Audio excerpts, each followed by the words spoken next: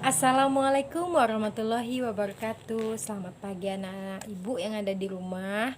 Semoga kalian sehat selalu dalam lindungan Allah Subhanahu wa taala. Amin amin ya rabbal alamin.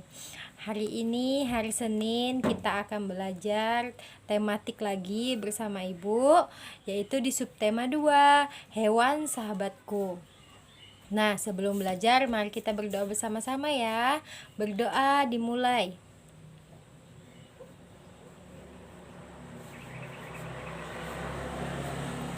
Amin. Berdoa selesai. Semoga pembelajaran kita hari ini dapat bermanfaat dan berkah untuk kita kelak. Nah, hari ini kita akan belajar pertama diawali itu tentang perkembangbiakan hewan. Perkembangbiakan hewan ada 3. Yang pertama, bertelur, biasa disebut dengan ovipar. Nah, ada yang kedua dengan cara melahirkan, yaitu vivipar. Dan yang ketiga, perkembangbiakan keduanya, yaitu melahirkan dan bertelur, yang biasa disebut dengan ovovivipar. Nah, kalian pasti tahu apa saja ciri-cirinya. Yang pertama, ovipar. Ovipar memiliki ciri-ciri yaitu tidak memiliki daun telinga dan juga biasanya dia mengerami telurnya. Itu ciri-cirinya. Contohnya seperti apa?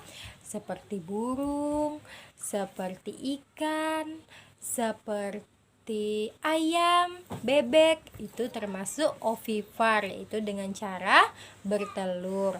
Nah, kemudian yang kedua, ciri-ciri hewan melahirkan atau vivipar. Dia memiliki sama seperti manusia, memiliki 2 daun telinga. Dan biasanya kalau vivipar ini tubuhnya ditutupi oleh rambut. Nah, contohnya seperti apa?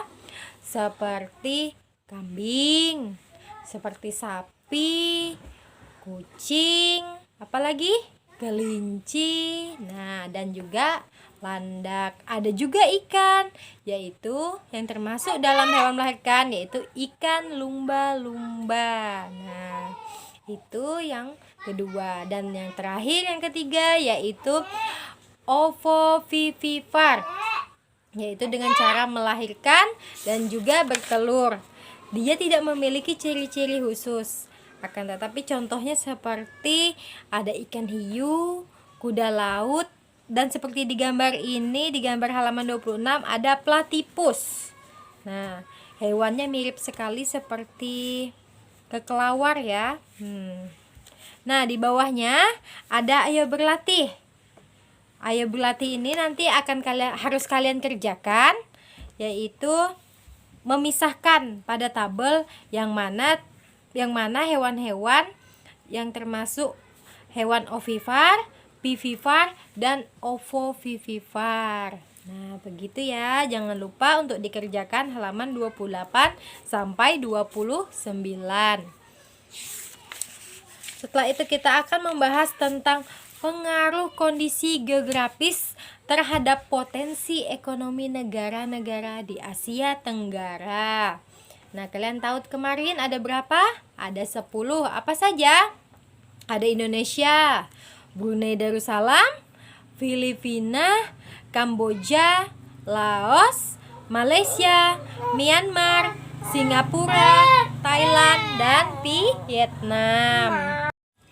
Potensi ekonomi suatu negara biasanya dipengaruhi oleh kondisi geografisnya, yang mana biasanya kita itu mata pencarian itu kita bisa melihatnya dari lingkungan alam sekitarnya. Alhamdulillah Indonesia ini termasuk negara yang kaya akan lingkungan. Lingkungannya itu maksudnya seperti ini. Dia memiliki dataran rendah, dataran tinggi, memiliki sebuah perairan, dan tambang-tambang yang banyak. Nah, contohnya kita di Kalimantan ini, khususnya Kalimantan Timur, kita pasti tahu kita memiliki tambang yang sangat banyak, yaitu tambang batu bara. Ada juga biasanya di Maluku atau di Jambi itu banyak juga tambang-tambang, tetapi berbeda dengan tambang kita di Kalimantan. Mereka biasanya lebih banyak juga tambang-tambang emas. Nah, kita di sini mata pencarian di Indonesia ini lebih banyak yaitu petani, pekebun, nelayan, pekerja kantor, dan buruh. Nah, kenapa begitu? Karena sumber daya alam kita tadi yang Ibu bilang, kita di sini memiliki dataran rendah, dataran tinggi, dan lain sebagainya. Dataran rendah kita biasanya kita tanami apa? Padi, jagung, sayur-sayuran. Sedangkan di dataran tingginya biasanya kita menanam-nanam seperti apa? Ada cengkeh, kopi, dan lain-lainnya. Untuk perairannya sendiri karena banyak nelayan. Nah, jadi di pesisir pantai itu biasanya banyak nelayan ikan, udang, tuna, kepiting, banyak ya. Yang seperti kalian lihat, semua selanjutnya ada yang pekerja apa kantor, ya. Kita lebih banyak kantoran juga karena kita tadi memiliki dataran rendah. Ada juga yang buruh, ya buruh seperti tadi pekerja-pekerja tambang batu bara. Sedangkan misalnya kita bandingkan saja ke mana ini, kita bandingkan ke Malaysia. Di Malaysia hanya ada petani, pekebun, dan penambang. Bukan hanya itu, memang mereka punya nelayan akan tetapi tidak banyak.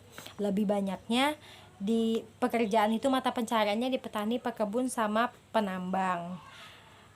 Apa biasanya mereka lakukan? Biasanya di hutan mereka akan menghasilkan kayu dan karet. Berarti mereka menanam banyak tanaman pohon karet di wilayahnya. Di pertambangannya yaitu di Malaysia itu lebih banyak timah. Nah, dan di perkebunannya mereka biasa menanam kelapa, tembakau, teh, dan lada. Nah, begitu ya anak-anak. Anak-anak bisa baca sendiri di halaman 30 untuk negara-negara lainnya. Selanjutnya pasti kita mengenal di setiap kita membaca pasti kita memiliki sebuah ide pokok atau gagasan utama. Misalnya di bacaan itu kita membaca tentang di halaman 32 ini tentang kura-kura Galapagos. Silahkan dibaca ya. Kura-kura Galapagos merupakan jenis kura-kura yang dapat terbilang besar. Panjang tubuh kura-kura Galapagos dapat mencapai 1,87 meter. Wow, berat sekali ya anak-anak. Dengan berat sekitar 317 kilo. Bayangkan kalian aja mungkin masih berapa kilo? 20, 25 paling berat untuk standar anak-anak ya. Ini bayangkan kita akan mengangkat 317 kg. Kura-kura ini memiliki leher panjang. Kura-kura Galapagos merupakan hewan herbivor, yaitu hewan pemakan tumbuhan. Kura-kura Galapagos adalah salah satu hewan yang dilindungi. Nah, berarti kura-kura Galapagos ini merupakan hewan langka. Nah, di sini kalian bisa tarik satu ide pokok dari satu paragraf ini. Apa ide pokoknya? Yaitu ide pokoknya ciri-ciri kura-kura Galapagos. Hanya seperti itu, tidak perlu panjang-panjang. Karena di sini menerangkan tentang kura-kura Galapagos. Jadi ciri-cirinya bagaimana beratnya, bagaimana panjangnya, sehingga dia ditarik oleh kesimpulan ide pokoknya yaitu tentang ciri-ciri kura-kura Galapagos. Seperti contoh lagi di Ayo Berlatih di halaman 32 masih kita membahas tentang paragraf pertama. Landak atau porcupine tidak dilahirkan dengan duri-duri tajam. Bayi landak yang baru lahir memiliki duri lunak dan berkilat. Setelah beberapa minggu, duri-duri lunak tersebut akan menebal dan mengeras sehingga menjadi duri-duri tajam. Landak merupakan hewan yang kuat landak merupakan hewan yang mungil. Ukuran landak dewasa hanya sepanjang 63 sampai 80 cm. Landak memiliki gigi-gigi yang kuat untuk mengunyah tumbuhan keras, serta kuku yang panjang untuk mengupas kulit dan memanjat pohon. Jadi bisa kita ambil ide pokoknya di paragraf pertama, yaitu sama ciri-ciri landak atau porsupin itu. Nah, kalian bisa buat lagi di ide pokok paragraf keduanya ada apa, itu bisa baca dulu teksnya di paragraf kedua, kemudian kalian temukan lagi ide pokoknya. Nah, kita sekarang setelah itu kita akan membahas tentang nilai-nilai Pancasila keempat. Apa itu sila keempat? Kerakyatan yang dipimpin oleh hikmat, kebijaksanaan dalam permusyawaratan perwakilan, ya. Nah, sekarang di sila keempat ini penerapan nilai-nilainya. Yang tadi dimana kita biasa bermusyawarah. Di rumah kalian, contohnya di lingkungan kalian, ada apa musyawarahnya? Iya, betul, yaitu misalnya pemilihan ketua RT yang harus dimusyawarahkan bersama warga-warganya. Kalau di kelas apa anak-anak? Contohnya penerapannya? Iya, pemilihan ketua kelas oleh murid-murid yang ada di dalam kelas. Itu contoh-contohnya. Nilai-nilai yang terkandung dalam sila keempat antara lain mengutamakan kepentingan negara dan masyarakat, tidak memaksakan kehendak kepada orang lain. Nah, tidak boleh memaksakan. Ketika dipilih menjadi ketua kelas, tidak terpilih menjadi ketua kelas, aku harus menjadi ketua kelas, itu tidak boleh. Berarti memaksakan kehendaknya, tidak memperdulikan kehendak orang lain. Kemudian mengutamakan musyawarah dalam mengambil keputusan untuk kepentingan bersama. Misalnya si Dedi sama si Doni.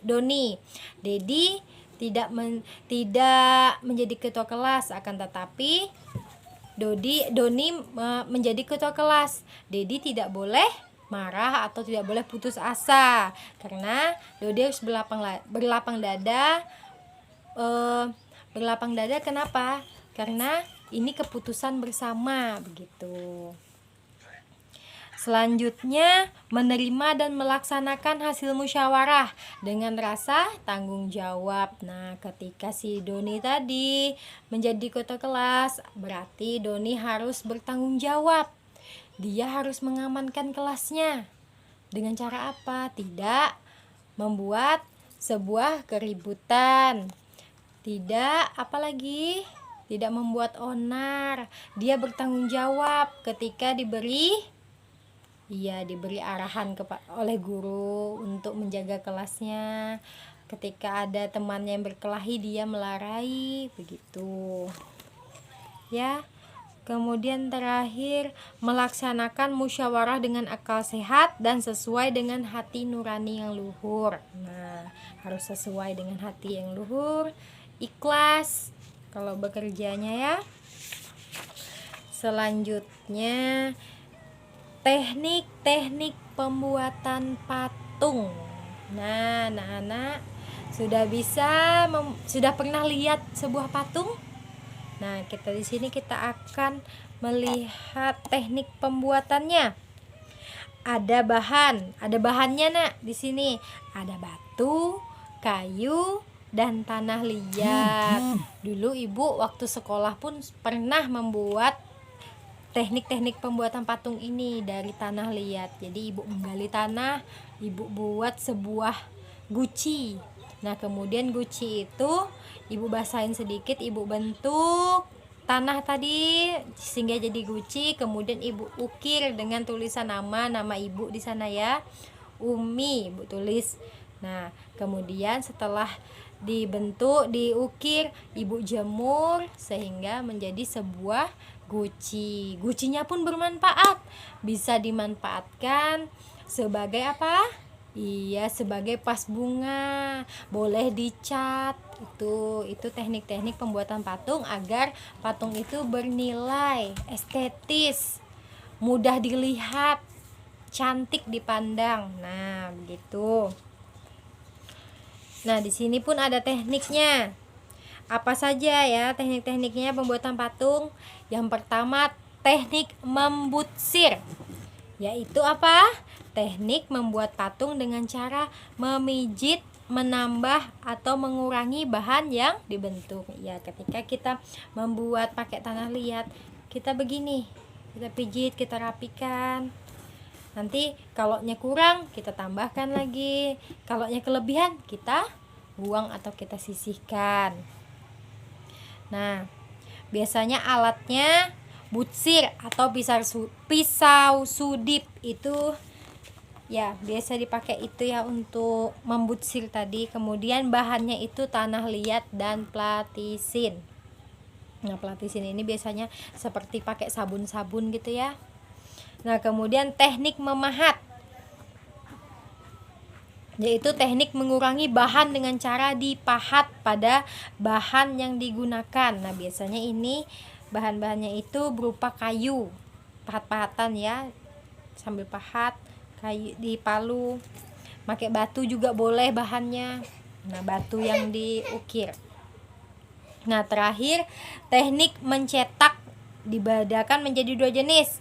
Ada cetak ulang, ada cetak tuang dan cetak tekan. Nah, bisa dilihat di gambarnya. Pembuatan patung dengan teknik mencetak biasa menggunakan cetak tuang atau cor. Alatnya cetakan sesuai bentuk yang diinginkan. Bahannya semen, gip, fiberglass atau emas cair. Nah, yang teknik keempat yaitu teknik konstruksi, digunakan dengan cara menyusun atau membangun bahan. Cara menyusunnya dapat dilakukan dengan membuat kerangka terlebih dahulu, lalu direkatkan dengan lem. Nah, di sini alat atau rangka bangunan atau meja putar. Bahannya tanah liat, plastisin, semen atau gips. Nah, ini adalah teknik pembuatan patung. Nah, mungkin hari ini hanya ini yang bisa Ibu sampaikan. Semoga anak-anak Ibu bisa paham apa yang Ibu jelaskan.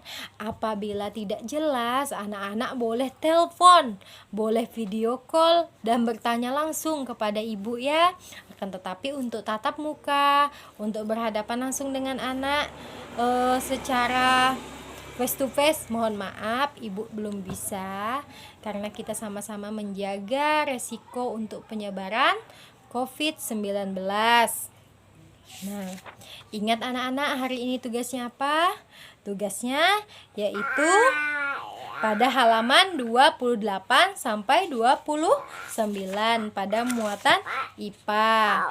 Mungkin sekian dari Ibu. Terima kasih atas waktunya, atas anak-anak sudah menonton video ini. Semoga ilmunya bermanfaat, berkah, sehat selalu sekeluarga. Dan jangan lupa tetap patuhi 3M. Memakai masker, mencuci tangan, dan menjaga jarak. Demikian dari Ibu akhiri.